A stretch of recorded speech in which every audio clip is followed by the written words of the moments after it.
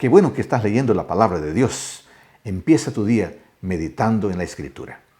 En este capítulo 4, el asunto es la ofrenda por el pecado por ignorancia. Traer una ofrenda por el pecado significaba que un pecado había sido cometido. Al traer la ofrenda por el pecado al santuario, la persona estaba literalmente trayendo el pecado representado por ella y por el cual debía hacerse expiación.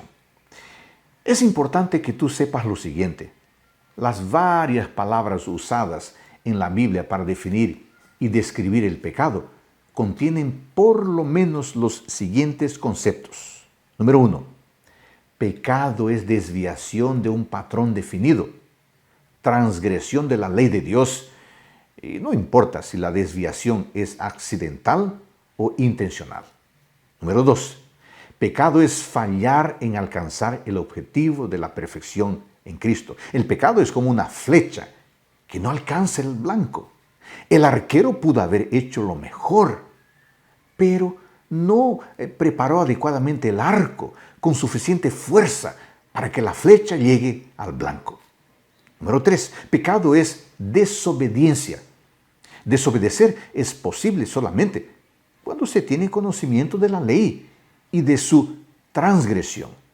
Hay diferentes grados de culpa en la desobediencia y Dios considera todo eso. Número 4. Pecado es ofensa contra Dios. La persona puede pecar contra el prójimo, pero la primera y mayor ofensa es contra Dios. Estos conceptos muestran la gravedad, la complejidad del pecado.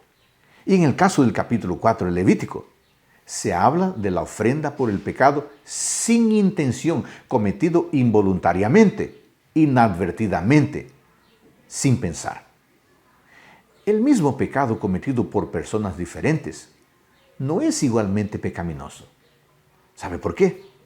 Porque la luz, el conocimiento, siempre trae más responsabilidad.